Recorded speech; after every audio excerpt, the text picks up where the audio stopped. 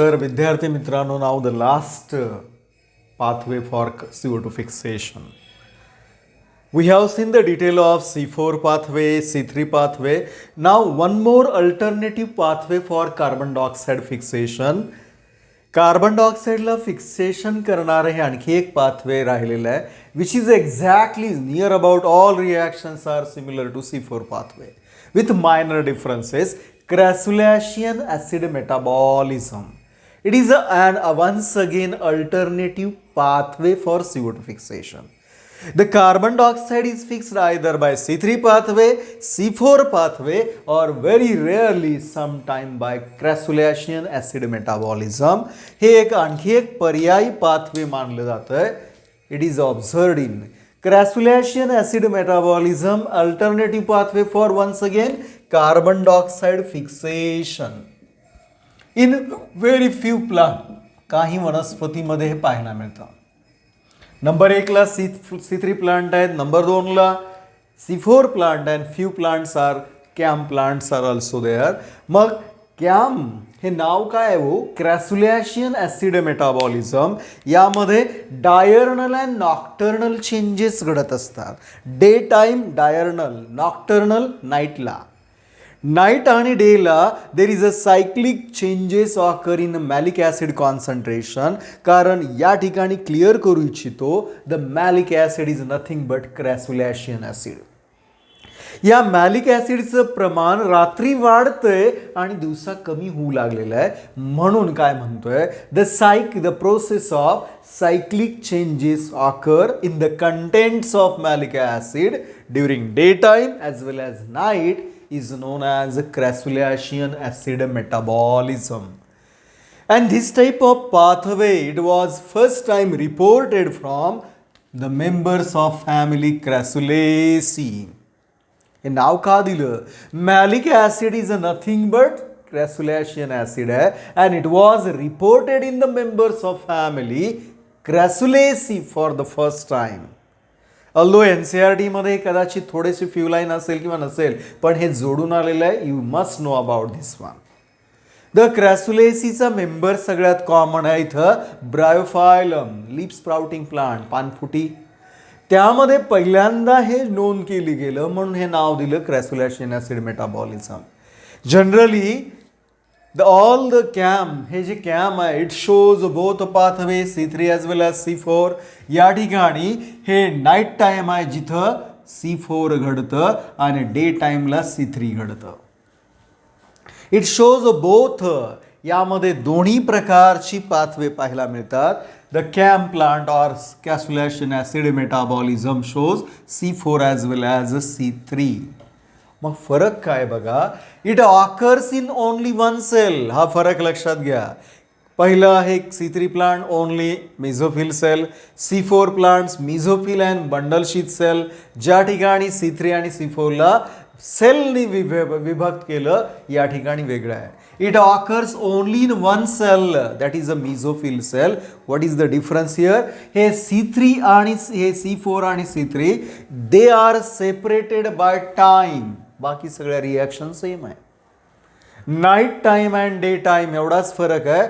Here cell is only one. तिथं स्पेसद्वारे जागा वेगळ्या होत्या, bundle sheath cell and mesophyll sale.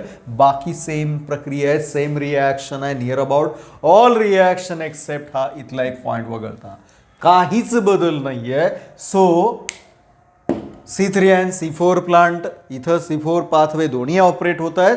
They are separated bye now time. या दोघांना वेगळं करणारी वेळ आहे, जागा नाही आहे, सेल नाही आहे.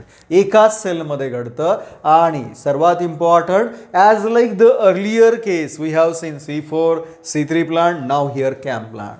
ज्या वनस्पतीमध्ये कॅम फॉलो केलं जातं CO2 फिक्सेशनला, the plants that follow crassulacean acid metabolism for CO2 fixation are called CAM plants. And the CAM plants are found in पहिले temperate region, दूसरे tropics and subtropic.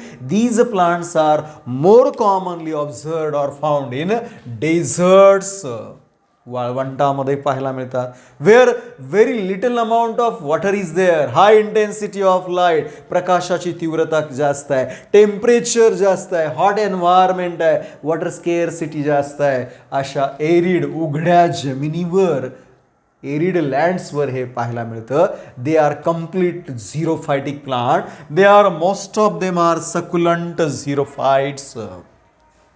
You know very well what is the meaning of succulent, thick and fleshy, जाड आणि मांसल भाग झालेले आहेत अशी xerophyte. The xerophyte which are characterized by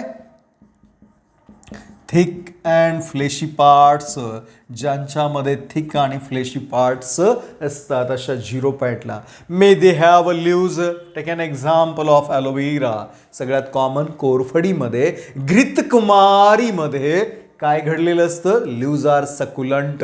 what about bryophyllum? Leaves are succulent. What about agave americana, केकताळ?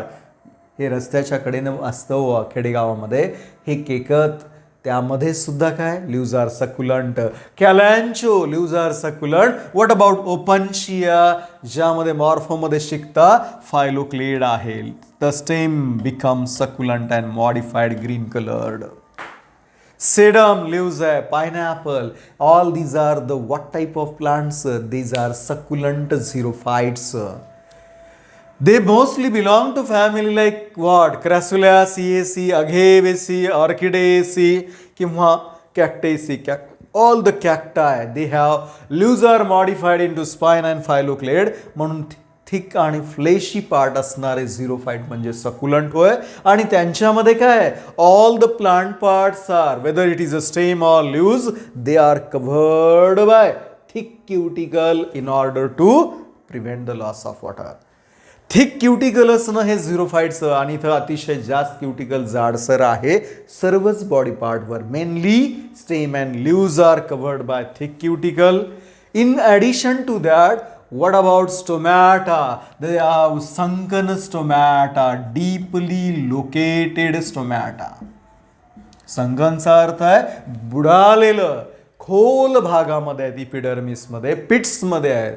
आणि या पिट्सच्या भोवती काय? Multicellular hairs are guarding the stomata. So presence of thick cuticle, sunken stomata म्हणजेच deeply located stomata, and they are having covered by multicellular hair-like structures. In addition to that, here the stomata remain closed during daytime. दिवसा stomata completely बंद आहे to avoid the water loss. And it is a very important in desert also. The stomata remain closed in which of the following plant? Question आलेली आहे. सकुलंट झिरोफाइट, normal नाही आहे, non succulent म्हणत नाही मी. Succulent xerophyte have closed stomata during day time, म्हणजे open कधी आहेत? नाईटला. म्हणून इथं नाईटद्वारेच फोटोसिंथेसिस होतं. लाईट रिॲक्शन नो डाऊट दिवसा घडते, पण डार्क रिॲक्शन रात्री घडतं. मग यामधले हे सर्व member, the most common example I have already mention here, bryophyllum, agave, cacti, opuntia, sedum, kalanchoe. यामधलं ब्रायोफायलम हे टिपिकल आहे. अघेव ही आलं, ॲलोवेरा आलं, ओपनशिया सुद्धा आलेलं आहे निवडुंगामध्ये. Now the reactions are exactly same. मी ते just revise, just like the C4 pathway, सर्व रिॲक्शन सेम आहेत, फक्त दिवसा आणि रात्री घडणारे बदल आहेत. What happened during daytime? Stomata are closed. मग सुरुवात कधी आहे? ड्युरिंग नॉक्टर्नल चेंजेस, रात्री काय होतं हे बघा. During night stomata are open. Why? Stomata remain open during night, not during day time. जेव्हा रात्री स्टोमॅटा ओपन आहेत त्यावेळेस काय होतं? The atmospheric carbon dioxide enters inside the chlorenchyma, that is क्लोरोप्लास्टमध्ये येईल. ॲटमॉस्फेरिक CO2 ॲक्सेप्टर इथं परत तोच आहे, primary CO2 acceptor, phosphoenol pyruvic acid हा कंबाईन होतो in presence of, you know very well what is the name? PEPCO. PEPCO एन्झाईमच्या सानिध्यामध्ये हे घडेल. पेप्को, पेप कार्बॉक्झिलेज एन्झाईम तयार काय झालं? पहिली रिॲक्शन आहे. This is a dark assimilation, dark carbon assimilation. याला म्हणून तर डार्क कार्बन ॲसिम्युलेशन म्हणतात. रात्री कार्बन डायऑक्साईड ॲटमॉस्फेअरमधला फिक्स केला जातोय म्हणून याला डार्क कार्बन ॲसिमिलेशन सुद्धा म्हणताय. हे नाईट मधला पहिला बदल आहे. Atmospheric CO2 enters in chlorenchyma cell. Now it is fixed in chloroplast combine with PEPA formation of first stable compound. इथंही तोच आहे जो C4 मध्ये आहे. ऑक्झॅलो ॲसिटिक ॲसिड 4 कार्बनवाला. Now this oxaloacetate is reduced to malic acid with the help of NADPH2. Same reaction. पहिली कोणती? Carboxylation followed by reduction of oxaloacetate into malate. हा malic acid रात्री तयार होतोय, तो हळू जमा होऊ लागलेला आहे. The malic acid accumulate during night time so that its level rises up to 0.2 molar concentration. म्हणजे रात्री मॅलिक ॲसिडचं प्रमाण हळूहळू वाढतंय. CO2 हा रात्री फिक्स होतोय. या प्रक्रियेला म्हणूया ॲसिडिफिकेशन. ॲसिड तयार होतोय. So what are the highlight during night? Number 1, atmospheric CO2 fixed during night time. Formation of first stable compound oxaloacetate same है. There is a reduction of oxaloacetate into malate. Malic acid concentration rises during night. And ह्या सर्वाला dark photosynthetic activity म्हणा. Why it is called dark assimilation, dark carbon assimilation as CO2. कुठला? हवेमधला CO2 रात्री fix होतोय. During night, त्याच रात्रीमध्ये what will happen? During हे झालं नाईटला. Now the next day what will happen? During day time हे जमा झालेला मॅलिक ॲसिड आहे याचं slowly it undergo decarboxylation. During next day the accumulated malic acid undergo decarboxylation step by step and there is a removal of what? CO2, you know very well. Yeah, malic acid undergo decarboxylation formation of pyruvic acid 3 carbon wala. Same reaction. What is released here? Carbon dioxide. Now the CO2 day photosynthetic activity मध्ये काय घडलं? Decarboxylation of malate, release of internal source of CO2 that is a malic acid. हा carbon dioxide बाहेर पडतोय. हा internally release झालेला CO2 कोण accept करतोय? Second acceptor RUDP and enters in C3 cycle and finally it give rise to glucose. Same change आहे, काहीच बदल नाही. परंतु एकच बदल मी मानतोय, तो काय बघा इथं. नाव धिस पायरुविक ॲसिड चे अनेक molecule undergo series of reaction and convert into starch during day time. हाच एकमेव बदल आहे, बाकी काहीच नाही. Same reaction. इथं फक्त बदल 2 आहेत. इथं मिझोफिल सेलच्या ऐवजी नाईट टाइम आहे आणि इथं बंडल शीथ सेलच्या ऐवजी डे टाइम आहे आणि formation of intermediate compound starch आहे. Pyruvate undergo series of reaction during day time and convert into starch. जो दिवसा झालेला स्टार्च आता परत रात्री येत आहे. मग रात्री काय घडलं हो? Utilization of malate so that its concentration will be same or decreases. याचं प्रमाण रात्री हळूहळू कमी होतं. इथं ॲसिडिफिकेशन घडलं. लावा ना हो, डी-ॲसिडिफिकेशन कधी घडतं? युटिलायझेशन हे रात्री घडतं. So there is a deacidification during night और day time. Day time. Now next night la what will happen? Once again starch is converted into pyruvate ज्याच्यापासून बनला त्यामध्ये कन्वर्ट होतं and final reaction. First of all pyruvate undergo phosphorylation and convert. There is a formation of phosphoenol pyruvic acid. काय बदल दिसला का? C4 आणि CAM मध्ये सेम आहे, फक्त 2 महत्वाचे बदल एकाच सेलमध्ये घडतं, 2 सेलमध्ये. Here C3 and C4 separated by time. रात्री C3 घडतं का C4? ड्युरिंग डे टाइम हे C3 घडतं आणि ड्युरिंग नाईटला C4 pathway occurs during night time and C3 pathway occurs during daytime. There is acidification during night and deacidification during daytime. इथंही internal आहे, पण या प्लांट्समध्ये फक्त रात्रीच टोमॅटो ओपन आहे. मग यामुळे काय आहे? These plants do not efficient like the C4. Why? Limited supply of internal carbon dioxide. जेवढं मॅलिक ॲसिड रात्री जमेल ना तेवढंच दुसऱ्या दिवशी वापरलं जाईल, त्यामुळे फोटोसिंथेटिक इल्ड ही फार नसते. या वनस्पती छोट्या श्रबी प्लांट्स आहेत, काटेरी झुडपे आहेत, सकुलंट प्लांट आहेत आणि हे डेझर्टमध्ये सर्व्हाय करण्यासाठी झालेले अडॅप्टेशन आहे. These plant can perform photosynthesis under extreme condition like hot condition, high temperature, high intensity of light, even scarcity of water, limited supply of carbon dioxide. म्हणून हे कॅम्प प्लांटनं केलेलं अडॅप्टेशन आहे. The interdependence of light and dark reaction. As we know that the photosynthesis is a biphasic phenomena. यामध्ये दोन phases आहेत, दोन रिॲक्शन आहेत, दोन टप्पे आहेत, दोन प्रक्रिया आहेत. Light reaction, dark reaction, grana reaction, stroma reaction. आणि ही light reaction and grana reaction, ज्याला ग्रॅना म्हणतोय, आणि stroma reaction, dark reaction, both reaction और बोथ फेजेस आर इंटरडिपेंडंट. हे एकमेकांवर अवलंबून आहे. जसं की या डायग्रॅममध्ये पहा, as we know that during a light reaction light energy is converted into chemical energy, जे ATPच्या फॉर्ममध्ये आहे. बाय प्रोडक्ट हा तिथं ऑक्सिजन इव्हॉल्व होतोय लाईट रिॲक्शनमध्ये. पण during the product of light reaction, you know very well, ज्याला डॉक्टर अर्नॉन असिमिलेटरी पॉवर म्हणतोय, एक आहे ATP आणि दुसरा आहे NADPH2. यांचे प्रोडक्ट कुठं वापरले जाणार आहेत? Dark रिॲक्शनमध्ये. The products of light reactions are used in a dark phase for the reduction of carbon dioxide into carbohydrate or glucose.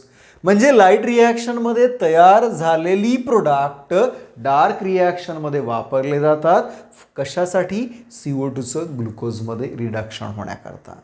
Mean while, बघा इकडं, during dark reaction what are their end product? There is a रिजनरे. यामध्ये काय तयार होतं? NADP तयार होतं, ADP तयार होतं, इनऑर्गॅनिक फॉस्फेट तयार होतं. हे सर्व डार्क रिॲक्शनमध्ये होतात. हे डार्क रिॲक्शनचे प्रोडक्ट पुन्हा कुणाकडे पाठवले जात आहेत? लाईट रिॲक्शनकडे. पुन्हा ते तयार होत आहेत. म्हणजे the product of light reaction used in dark reaction and the product of dark reaction end product परत एकदा लाईट रिॲक्शनकडे जातात. म्हणून आपण म्हणू शकतो both are interdependent. Light reaction dependent on dark reaction for ADP and NADP, whereas dark reaction dependent on light reaction for ATP and NADPH2. म्हणून they are interdependent प्रक्रिया. What are the now? It is an additional point for what are the significance of photosynthesis. You know, it is a very important process, life supporting प्रक्रिया आहे. I will go with some title here, the significance of photosynthesis. First one, as we know that it is an endergonic process, energy trapping prakriya hai. It is the only energy trapping process on Earth's surface shown by chlorophyll containing organism.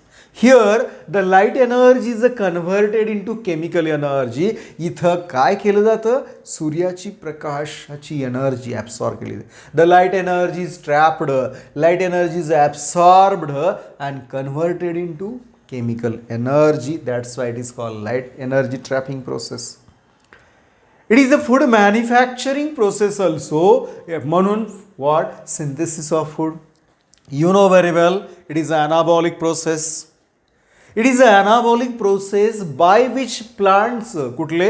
All the green plants, mostly green plants. Chlorophyll containing organism म्हणला तरी चालेल. All green plants manufacture or synthesize organic food material in the form of carbohydrate.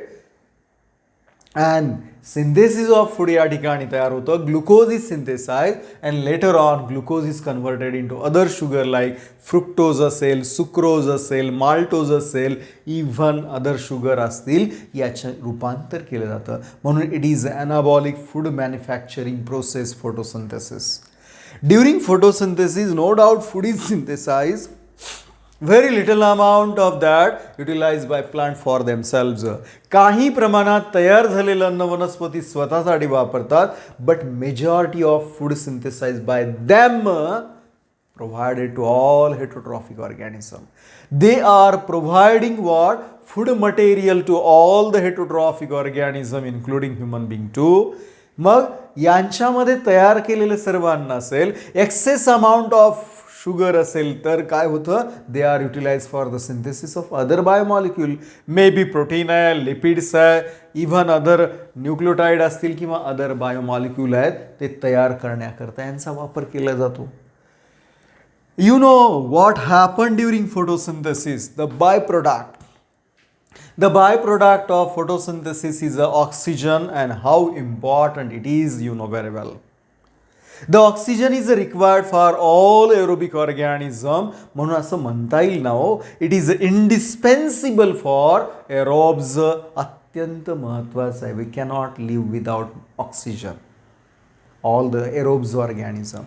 So it provide oxygen, molecular oxygen for all the aerobic organism to perform respiration. Respiration साठी हा गरजेचा आहे आणि म्हणून photosynthesis provide oxygen to all aerobic organism. and हे इथलं oxygen आणि वर इथं पुढे येणार आहे. तर हा ऑक्सिजन तयार झाला, ओझोन लेअर तयार करण्यासाठी फोटोसिंथेसिस सुद्धा मदत करते. का? Ozone layer, you know, it is found in stratosphere around the earth. It is a blanket of our earth which protect the life from harmful radiation. UV radiation जे सूर्यापासून निघणारी अतिनील किरण आहेत त्याला शोषण करणारा हा लेअर जो अलीकडे थिकनेस कमी होऊ लागले काही भागामध्ये because of global warming, because of deforestation. The ozone layer फॉर्मेशनला मॉलिक्युलर ऑक्सिजन गरजेचं आहे. And ozone layerचा रोल काय आहे? It gives a protection to life on our surface. It prevent the harmful effect like skin cancer असेल किंवा त्यासोबत DNA damage असेल की ब्लाइंडनेस असेल, हे सर्व प्रिव्हेंट करतं. ओझोन लेअर निर्माण करायला हा फोटोसिंथेसिस युजफुल आहे. During photosynthesis, what are the raw material? One is oxygen, carbon dioxide, and other one is water. Carbon dioxide हवेमधलं CO2चं प्रमाण जे काही असेल ते काय होतं, as the carbon dioxide is used as a raw material for photosynthesis, जो एरोबिक रेस्पिरेशनचा प्रोडक्ट आहे, कंबन्शनचा प्रोडक्ट आहे. म्हणून photosynthesis indirectly helps in purification of air too. What about fossil fuel?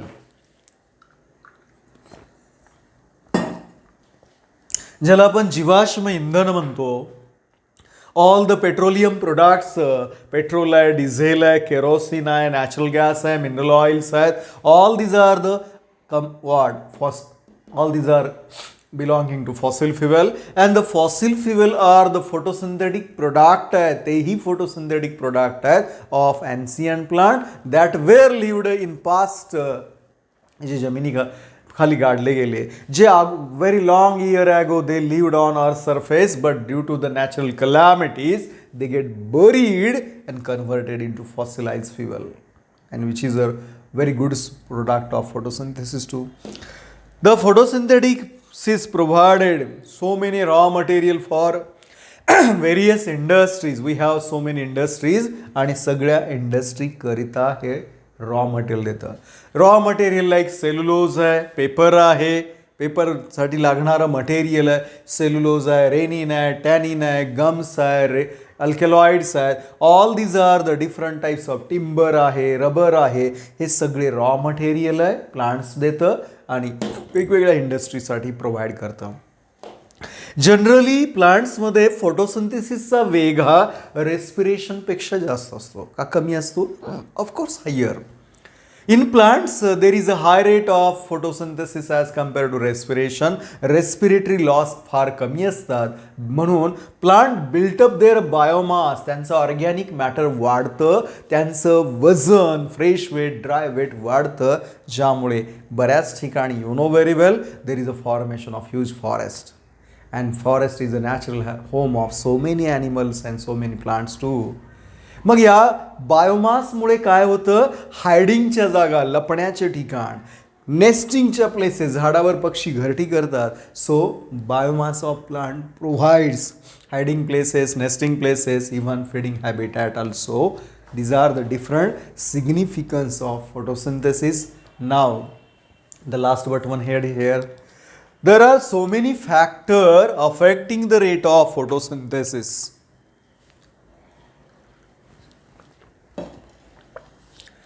या फिजिओलॉजिकल प्रक्रियेवर परिणाम करणारे अनेक घटक आहेत. Generally rate of photosynthesis how it can be determine. The photosynthetic yield, क्रॉपची इल्ड कशावर अवलंबून आहे. The yield of crop plant of course depend upon the rate of photosynthesis.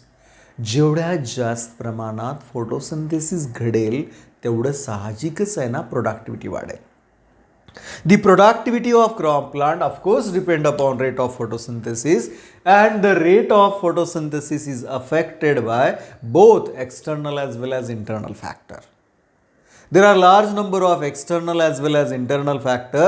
The external factors like most common, पहिला आहे light, of course it is light independent प्रक्रिया. Number 2 ला CO2 concentration, number 3 ला temperature, number 4 ला आहे water, आणि कधी तर आपण 5th हा एक्स्ट्रा घेतोय वार्बर्ग इफेक्टसाठी oxygen. What about internal factor also there. जे अंतर्गत घटक आहेत ते लीफच्या अॅनाटॉमीशी निगडीत आहेत.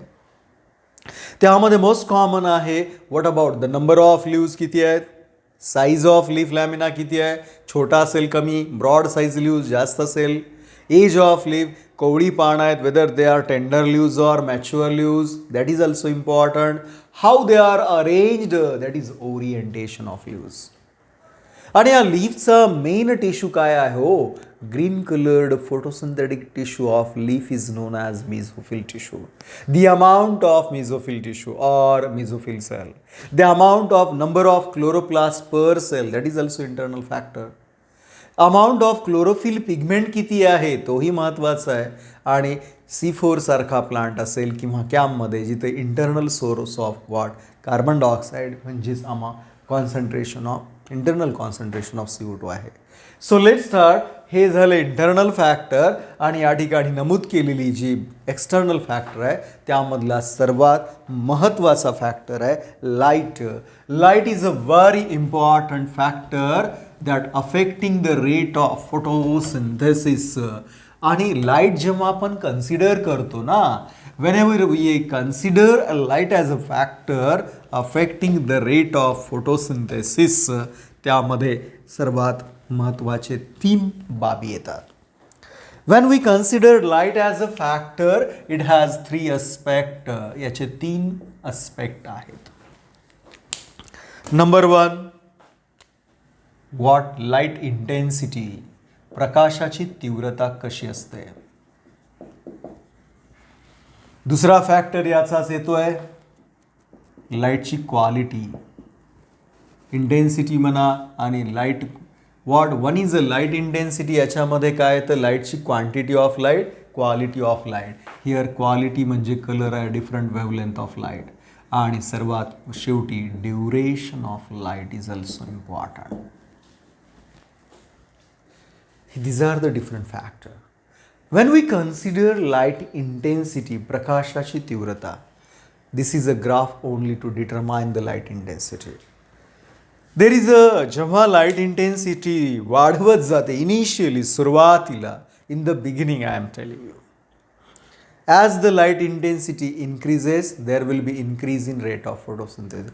जसं जसं लाईटची इंटेन्सिटी वाढवत जातोय तसं तसं काय घडतं, रेट ऑफ फोटोसिंथेसिस वाढते. But after certain period of time, what will happen? There will be no further increase. There is a steady phase. म्हणजे असं म्हणता येईल का हो, सुरुवातीला बिगिनिंगला, in the beginning there is a linear relationship between intensity of light and rate of photosynthesis. Linear का, हे वाढवलं हेही वाढत आहे, पण हे वाढ सतत नाही आहे. Up to certain point it will be rises. एका स्पेसिफिक पॉईंट नंतर लाईटची इंटेन्सिटी वाढवल्यावर ते रेट ऑफ फोटोसिंथेसिस वाढत नाही, it will be steady. And हा ग्राफ तोच दाखवतोय. ॲक्च्युअली इथून सुरुवात झालं, हा रायझिंगला आहे, इथं ऑप्टिमम आहे, इथं याची मॅक्झिमम पॉईंट नंतर स्टेडी फेज येतोय. हा लाईट इंटेन्सिटी म्हणून लाईट इंटेन्सिटी सुरुवातीला लिनियर रिलेशनशिप दाखवते, नंतर स्टेडी फेज आहे. Generally, दोन्ही light intensity, whether it is a low as well as at very low light intensity, rate of photosynthesis will be decreased. At a very high intensity of light, there will be decrease in photosynthesis. दोन्ही ठिकाणी जर अतिशय कमी light intensity असेल तेव्हाही light rate of photosynthesis कमी असेल आणि अतिशय हाय इंटेन्सिटीला काय होतं हाय इंटेन्सिटीला at very high intensity of light there will be breakdown of chlorophyll pigment at very high intensity of इथं जरी ब्रेकडाऊन नाही पण इथं होतं ना at very high intensity of light there is a solarization effect what is mean by solarization The photooxidation of chlorophyll molecule, photooxidation, presence of light, breakdown of chlorophyll. At very high intensity of light, there is a breakdown of chlorophyll molecule. This effect is known as solarization. And solarization, जर chlorophyll pigmentच breakdown झाला, then no further increase in rate of photosynthesis, you know. म्हणून high intensity म्हणजेच beyond certain limit there will be no increase. आणि हाय इंटेन्सिटीला solarization effect होत आहे the what intensity of light saturation point हे येतो ना the intensity of light where the point at which light intensity at the point of light intensity प्रकाशाच्या तीव्रतेची अशी point ज्या ठिकाणी काय पुन्हा वाढ शक्य नाही इव्हन CO2 अपटेक वाढलं तरी even increase in uptake of carbon dioxide the point of light at which no further increase possible त्याला light saturation point असं म्हणतात हा light saturation point झाला CO2 uptake झालं तरी आणि माझा पुन्हा मुद्दा आहे what about aquatic plant grow in water body and you know very well as the depth of water body increases light intensity will be decreases प्रकाशाची तीव्रता जशी जशी पाण्याची खोली वाढत जाते तशी तशी कमी होणार आहे म्हणजेच इथं सुद्धा लो इंटेन्सिटीला आहे म्हणून depth of water body in aquatic environment is also important तिथं लाईट इंटेन्सिटी डिक्रीज होत जाते म्हणून हा light intensity one of the very important aspect of light what about quality the quality जेव्हा तुम्ही म्हणता तिथं वेवलेंथ ऑफ म्हणतो आपण तिथं wavelength different wavelength of light and you know very well rate of photosynthesis is a very high in red and blue light and it is a very negligible in green light म्हणजे quality म्हणलात की तुम्ही different wavelength of light असतं and duration आता लक्षात घ्या जर cloudy weather and bright sunny days आहे ऑफकोर्स ब्राईट सनी डेजमध्ये रेट ऑफ फोटोसिंथेसिस जास्त असेल the continuous 10 to 12 hours of light duration there will be more and more rate of photosynthesis हा लाईट फॅक्टर झाला जो महत्त्वाचा फॅक्टर मानला जातोय त्यानंतर आहे CO2चं concentration the next factor we have CO2 concentration the atmospheric CO2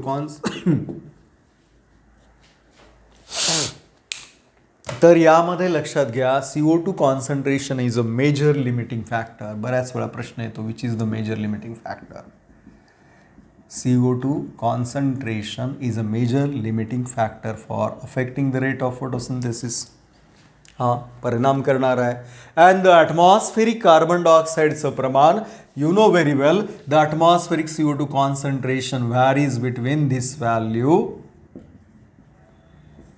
it is low 0.03 to 0.04 म्हणून काय म्हणतोय दर increase in a CO2 concentration rise in a CO2 concentration up to 0.05 there will be increase in rate of photosynthesis तिथपर्यंत rate of up to the point 0.05 concentration असेल तिथपर्यंत rate of photosynthesis वाढतो beyond this value याच्या नंतर there will be harmful effect on plants त्यानंतर वनस्पतीवर याचे दुष्परिणाम व्हायला लागतात म्हणून इथं हे आहे कॉन्सन्ट्रेशन हवेमधलं rise up to the 0.05 concentration increase in rate of photosynthesis beyond that it shows harmful effect आणि हा important आहे what about the next factor we have the we have another factor.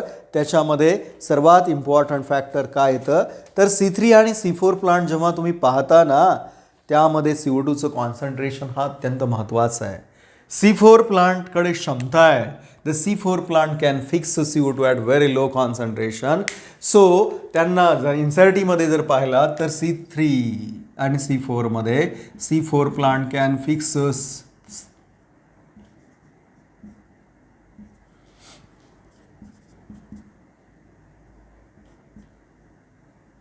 याच्या दोघांमध्ये हे फरक आलेला आहे. इथं C3 आणि C4 मध्ये C4 plant can fix CO2 at hot 360 microlitre per litre. C4 मध्ये हा काय आहे सगळ्यात जास्त आहे का कमी आहे. कमी CO2 कॉन्सन्ट्रेशन जरी असलं तरी ते फिक्स करू शकतात. 360 मायक्रोलिटर पर लिटर आहे. In contrast to that what about another 450 micro litre per litre. म्हणजे यांना जास्त CO2. If the concentration of CO2 450 microlitre per litre असेल तेव्हा मात्र C3 प्लांट काम करतात कारण Rubisco require more CO2 concentration. What about the next factor temperature is another factor. The temperature is a very important factor for dark reaction mainly. As we know, the dark reactions are having enzymes. Dark reaction मधल्या सगळ्या reaction catalyzed by enzyme and enzymes are sensitive to for heat. ते enzyme sensitive असतात.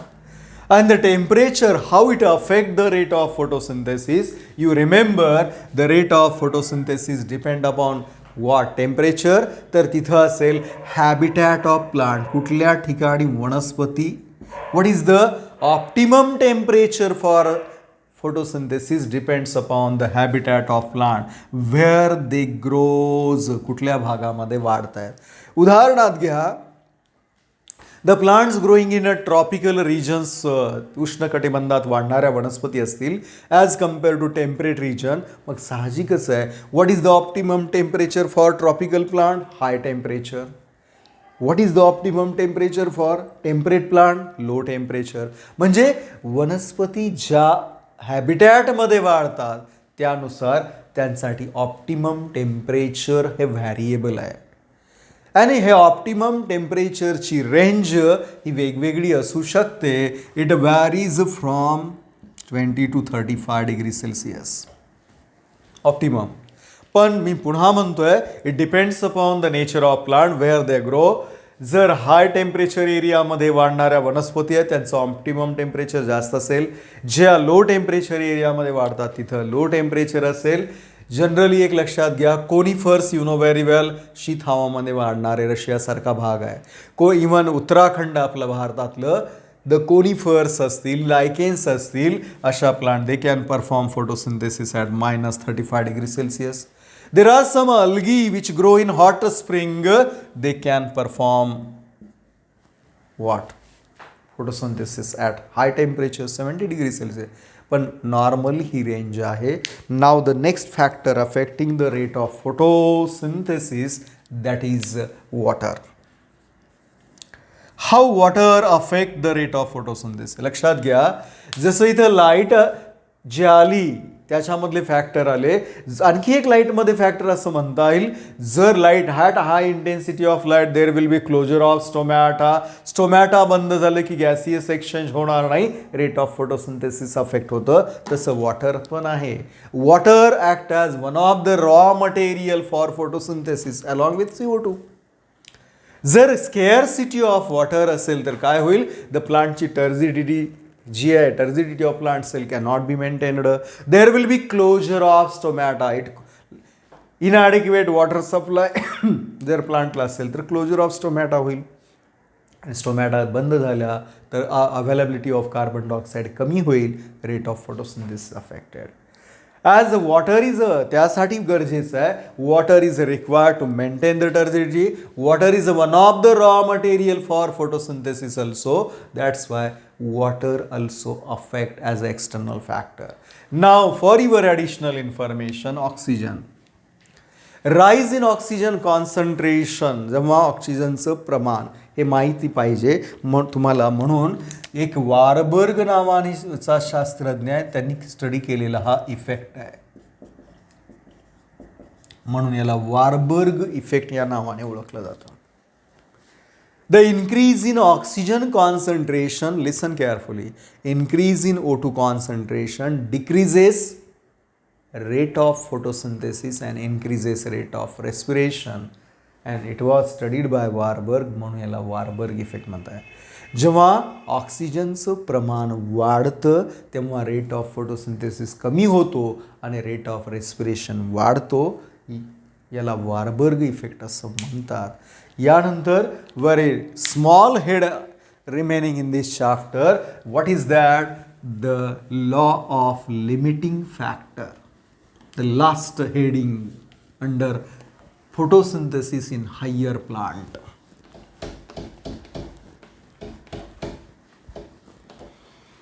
The law of limiting factor.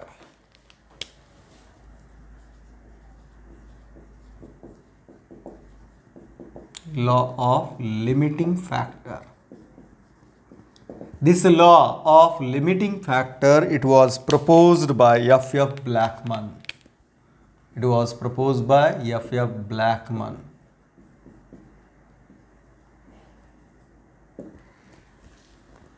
The law of limiting factor, it was proposed by F.F. Blackman. Actually, he modified the law of minimum proposed by Liebig.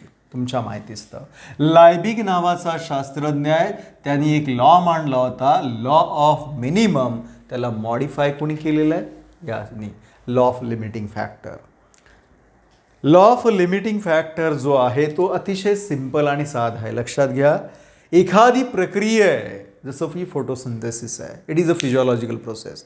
When a chemical process or physiological process affected by so many factors, जर एखाद्या प्रक्रियेवर परिणाम करणारे घटक जर अनेक असतील, अशा वेळेस त्या प्रक्रियेचा वेग कुणावर अवलंबून असेल?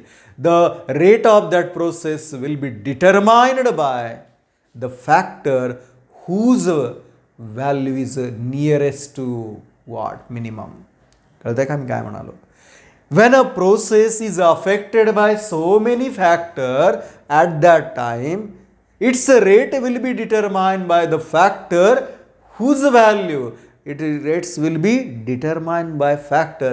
अशा फॅक्टरनी त्याची रेट डिटरमाइन होतोय ज्याची व्हॅल्यू सर्वात कमी आहे. सर्वात कमी आहे त्याला लॉ ऑफ लिमिट, तेच सांगतोय law of limiting factor. So I hope you are getting what is mean by here. Any physiological process or chemical process like a photosynthesis affected by factor like here light, temperature, CO2 concentration, water, more than many factor right na. At that time, who determine the rate of photosynthesis? The factor whose value is a minimum, a factor whose value it is at its lower position. म्हणून असं म्हणता येईल limiting factor is that factor who can change. त्याच्यामधली जर quantity बदलली की लगेच काय करतंय? रेट ऑफ फोटोसिंथेसिस किंवा रेट ऑफ प्रक्रिया बदलते. असा फॅक्टर ज्यामुळे रेट ऑफ प्रक्रिया बदलते, if it's quantity changed. Limiting factor एका वेळी एकच, देर will B only one limiting factor out of many, because, आणि तोही काय? ज्याची व्हॅल्यू सर्वात कमी आहे. आणि एक लक्षात घ्या, what ever the factor, a factor of any factor affecting the process, it will show minimum what? It will show 3 principal value. कुठलाही घटक एखाद्या प्रक्रियेवर परिणाम करत असेल तर याच्या 3 प्रिन्सिपल व्हॅल्यू येतात, ज्याला कार्डिनल पॉइंट्स असं म्हटलं जातं. Any factor affecting the process that shows 3 principal value called cardinal point. One is called minimum. Cardinal point च्या प्रिन्सिपल व्हॅल्यू मध्ये एक मिनिमम आहे, दुसरी ऑप्टिमम आहे आणि तिसरी मॅक्झिमम आहे. जर आपण फोटोसिंथेसिसचा विचार करू, what is a minimum value? The value at which process starts no photosynthesis, म्हणजे सुरुवात झालेली आहे त्या व्हॅल्यूला आपण मिनिमम, जसं की इथं मिनिमम आहे. The value at which photosynthesis show highest rate that is optimum value. आणि the value beyond which no increase, याच्यानंतर पुन्हा वाढ नाही आहे. This is a maximum, optimum, minimum. कुठल्याही फॅक्टरसाठी हे 3 व्हॅल्यू येतच असतात. म्हणून लक्षात घ्या, at a time only one factor act as a limiting factor out of many whose value is nearest to low. ज्याची अतिशय कमी आहे तोच आहे. उदाहरणार्थ, take an example, if photosynthesis is affected by so many factor, त्यामध्ये light आणि temperature हे काय आहेत. If light and CO2 concentrations are available, optimum आहेत आणि अवेलेबल आहेत, आणि टेम्परेचर हा लो असेल तर कुठला फॅक्टर ठरेल हो. The temperature is now here limiting factor. मग टेम्परेचर जसं जसं वाढेल तसं तसं काय होईल. Rise in temperature, rise in rate of photosynthesis. It will continue, no, it will be up to certain limit and then त्यानंतर पुन्हा एकदा स्टेडी फेज येते. पुन्हा वाढ शक्य आहे कधी, त्यावेळेस टेम्परेचर आणि लाईट इंटेन्सिटी काय आहेत, ऑप्टिमम आहेत. आणि मग CO2 अपटेक वाढलं की जसं जसं CO2 अपटेक वाढेल तसं तसं रेट ऑफ फोटोसिंथेसिस वाढतं. Again there will be a steady phase. The further increase also possible. त्यावेळेस तिसराच फॅक्टर इम्पॉर्टंट असेल का, त्यावेळेस CO2 कॉन्सन्ट्रेशन कॉमन आहे, त्यावेळेस टेम्परेचर सुटेबल आहे, पण लाईट इंटेन्सिटी कमी आहे. मग लाईट इंटेन्सिटी वाढत जाईल तसं तसं मग रेट ऑफ फोटोसिंथेसिस. म्हणजे एका वेळी एकच फॅक्टर हा लिमिटिंग असू शकतो ज्याची व्हॅल्यू सर्वात कमी आहे. आणि हेच काय म्हणतंय. So according to law of limiting factor, any physiological process affected by many factor, its rate is determined by that factor whose value is nearest to low. संपलं. या ठिकाणी हे डिफरंट अस्पेक्ट्स आहेत फोटोसिंथेसिसमधले. पण यासोबत तुमच्या माहितीसाठी काही टर्मिनॉलॉजी गरजेचे आहेत, ते बऱ्याच वेळा माहिती असायला हव्यात. I already mention what are photon, what are quanta, हे सगळं माहीत आहे. एक 2-3 टर्मिनॉलॉजी, त्यामधली एक आहे quantum requirement. Quantum requirement. Quantum requirement. What is quantum requirement. तर इथं काय बघायचं आहे, number of photons, number of photons किंवा फोटॉन्समध्ये काय असते, quanta of light. Number of photons are number of quanta of light require to release 1 molecule of oxygen. एक ऑक्सिजन मॉलिक्यूल रिलीज करण्याकरता किती क्वांटा ऑफ लाईट लागली किंवा किती नंबर ऑफ फोटॉन्स लागतात, त्याला क्वांटम रिक्वायरमेंट असं म्हणतात. So what is quantum requirement. The number of photon or quanta of light require to release 1 molecule of oxygen is known as quantum requirement. आणि Robert Emerson, जो नाव आलेला आहे अगोदरही, ज्यांनी फोटो सिस्टीम डिस्कवर केलेले आहेत, एस्टॅब्लिश केलेले आहेत. The Emerson and his coworker Lewis, त्यांनी फाइंड आउट केलं किती लागतात 1 मॉलिक्यूल ऑफ ऑक्सिजन रिलीज करण्याकरता 1 molecule of O2 require how many quanta of light, 8 quanta of light. 8 quanta of light. So quantum requirement is what, 8 photons किंवा 8 quanta of light आहे. याला जोडून एक शब्द आहे quantum requirement. The quantum requirement नंतर quantum yield. इथं थोडंसं उलट बोलूयात. The number of oxygen molecule release, the number of O2 release per quantum of light. प्रत्येक क्वांटम ऑफ लाईट साठी किती प्रमाणात ऑक्सिजन बाहेर पडतोय, the amount of O2 released per quantum of light is called quantum yield and it can बी. इथं एक oxygen बाहेर पडण्यासाठी 8 क्वांटाची गरज आहे, त्याला क्वांटम रिक्वायरमेंट. इथं प्रत्येक क्वांटम ऑफ लाईटमध्ये किती O2 बाहेर पडतोय हे सांगितलं जातं. मग it will be 1/8 is equal to 0.125. So what is the quantum yield? The quantum yield is 0.125 and quantum requirement 8 आहेत.